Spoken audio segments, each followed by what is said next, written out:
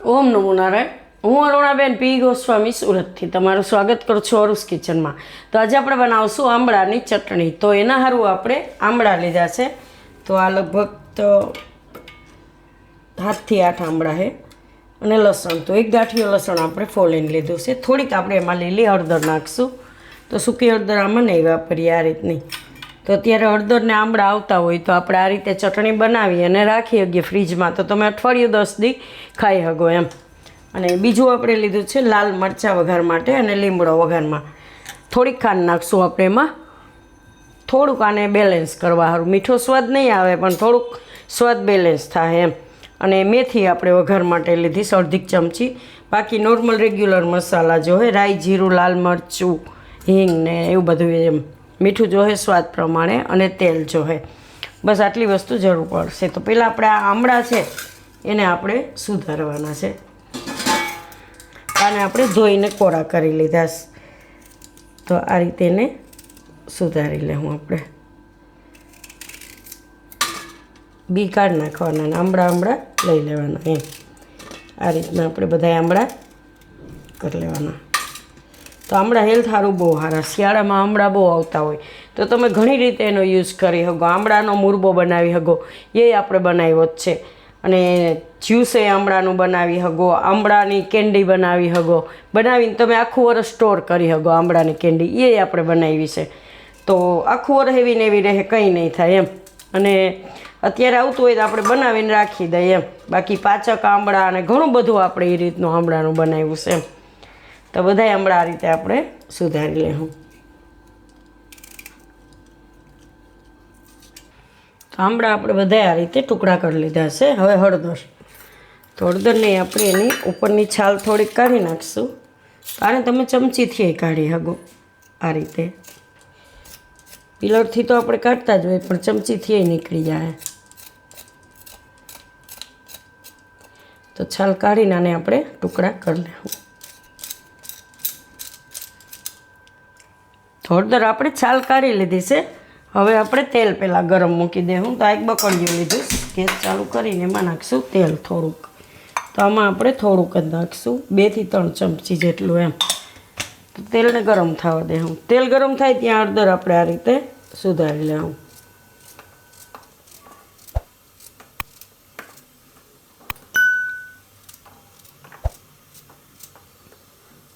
તો હળદર હેલ્થ માટે બહુ સારી હોય.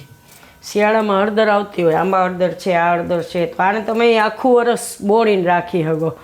એની રેસીપી આપણે મૂકીશ કે તમે આખું વરસ સ્ટોર કઈ રીતે કરી શકો એમ. એને આપણે લીંબુને નાખીને એ રીતે બનાવી શકીએ. ને લીલી હળદરનું શાક કંઈ એકદમ સરસ થાય. એ આપણે મૂકીશ. ઘીમાં બનતું હોય ને એકદમ સરસ થાય. એને તમે બનાવીને શાકને ફ્રીજમાં રાખી શકો તો 2-3 દિવસ સુધી તમે ખાઈ શકો એમ. બગડે નહીં. તો હવે આપણે આ તેલ ગરમ થઈ ગયું છે. તો એમાં આપણે નાખી દઉં આ લસણ અને મેથી. તો લસણને આપણે બહુ લાલ નથી કરવું. થોડુંક આમાં પોચું થઈ જાય એવું જેમ. આ રીતે થોડુંક કલર ચેન્જ થાય. અને મેથી છે એને આપણે બહુ કાળી નથી પડવા દેવાની. થોડીક લાલ થવી જોઈએ આ રીતનું. હવે એમાં નાખી દેવું આપણે આંબળા.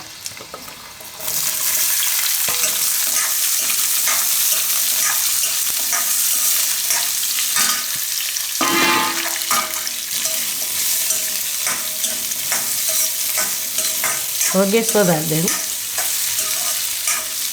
થોડુંક આપણે આમાં નાખી દેવું મીઠું.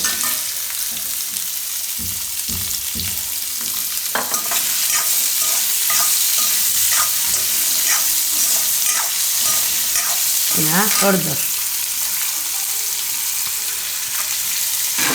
આ બધું આપણે પકાવી લેવું થોડીક વાર. વચ્ચે વચ્ચે હલાવતા રહેવું. તો થોડુંક સોફ્ટ થઈ જાય એવું એને પકાવી લેવું આપણે. તો આને આપણે પકાવી લીધું. તો આંબળા સોફ્ટ થઈ જાય એવા પકાવી લેવાના. જો આ રીતે આપણે ભાંગી તો ભાંગી જાય આ રીતના. અને લસણ ને બધું એકદમ સરસ થઈ ગયું. હળદર ને બધું.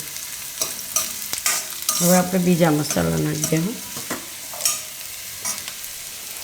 તો ખાંડ નાખી દેવું. થોડુંક ધાણા જીરું નાખશું. મીઠું તો આપણે નાખ્યું જ છે, તો લાલ મરચું નાખશું. તો તીખાસમાં આપણે બીજું કાંઈ નથી, ખાલી આ લાલ મરચું જ છે, તો થોડુંક વધારે નાખશું ચટણી પ્રમાણે એમ. તો 2 મોટી ચમચી જેટલું આપણે આમાં લાલ મરચું નાખવાનું. આ નાની ચમચી છે એટલે વધારે નાખીશું. ગેસ બંધ કરી દેવું.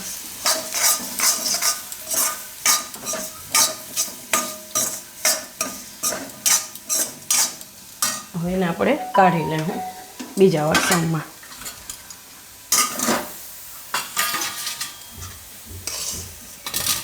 હળદર આપણે આમાં લીલી હળદર નાખીશ એટલે જરૂર નથી. આને થોડું ઠંડુ થવા દેવું.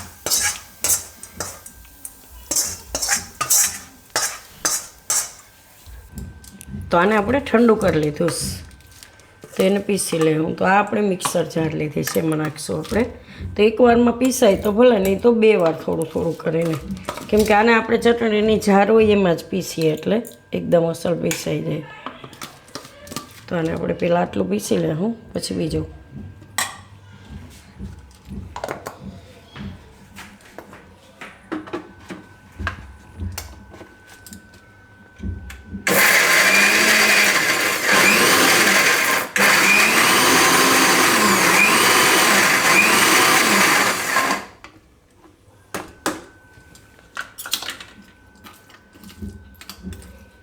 તો આ રીતનું પીસી લેવું. હજી 1-2 આટા ફેરવી લેવું.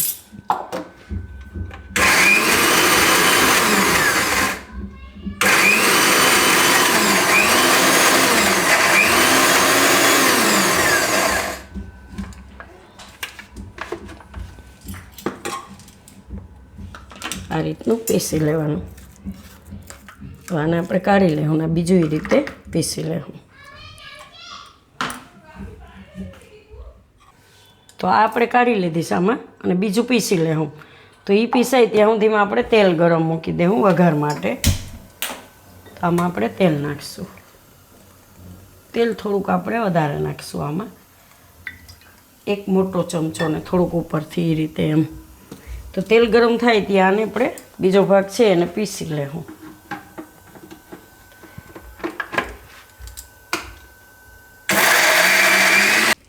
તો ચટણી આપણે બધી પીસી લીધી સારી રીતની, અને તેલ હવે આપણું ગરમ થઈ ગયું. તો ગેસ ધીમો કરી દેવાનો, કેમ કે તરત બરી ન જવું જોઈએ. એમાં આપણે થોડીક રાઈ નાખીશું અને જીરું.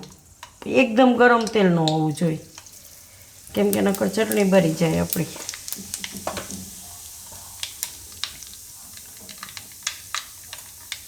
થોડીક હિંગ નાખીશું અને લાલ મરચાં,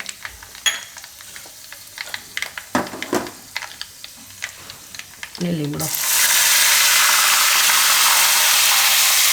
હવે આપણે આ ચટણીમાં નાખી દઉં.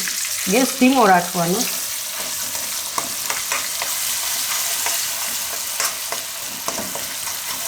પહેલાં થોડીક નાખીને મિક્સ કરીને પછી બીજી નાખવાની.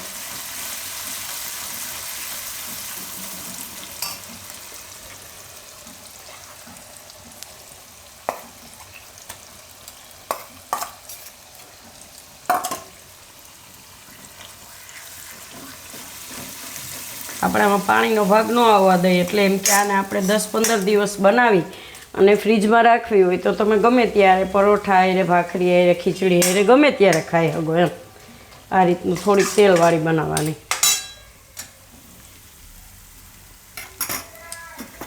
કોઈ પણ તેલ તમે ખાતા હોય ઘરમાં એ તેલમાં બનાવી શકો. હવે થોડીક વાર આમાં પાકવા દેવું. થોડુંક મીઠું નાખી દેવું. આપણે ખાલી આંબળામાં થોડુંક જ નાખ્યું હતું.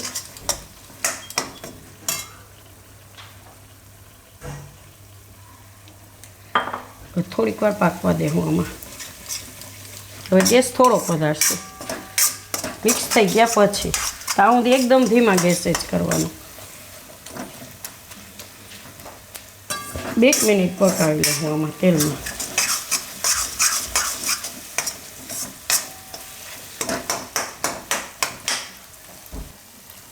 આને આપણે થોડીક વાર આ રીતે પકાવી લેવાની, 2 થી 3 મિનિટ જેવું એમ. તો આ રીતે તેલ છૂટું પડવા માંડશે. ગેસ બંધ કરી દેવું ને ઉતારી લેવું. આને તમે ભરીને રાખી શકો. કોઈ પણ કાચની બોટલ હોય કે તમે પ્લાસ્ટિકની બોટલ, એરટાઈટ ડબ્બો હોય, ગમે એમાં એમ. તો આને થોડુંક ઠંડુ થાય એટલે આપણે ભરી લઈએ. તો આને આપણે ભરી લઈશું એક બોટલમાં આ રીતની.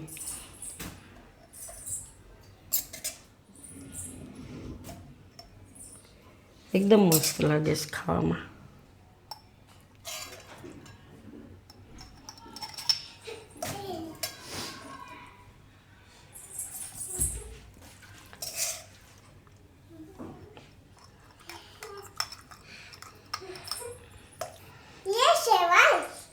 તો આપણે બોટલમાં ભરી લીધી છે ને આટલી વધી છે એ આપણે આમાં ભરી લઈશ વાટકીમાં રેગ્યુલર ખાવા માટે. અને આપણે આમાં 2 આંબળાને હળદર રાખી છે, એમાં આપણે વાપર્યો છે ફોટો સારો આવે એના માટે એમ. તો તૈયાર છે આપણી આ આંબળાની ચટણી. તો જો તમને મારી આ રેસીપી પસંદ આવી હોય તો એને લાઈક કરજો, શેર કરજો અને મારી ચેનલને સબસ્ક્રાઈબ કરજો અને બેલ આઇકન દબાવવાનું ના ભૂલતા. કમેન્ટ કરીને કહેજો કે તમને કેવી લાગી આ આંબળાની ચટણી.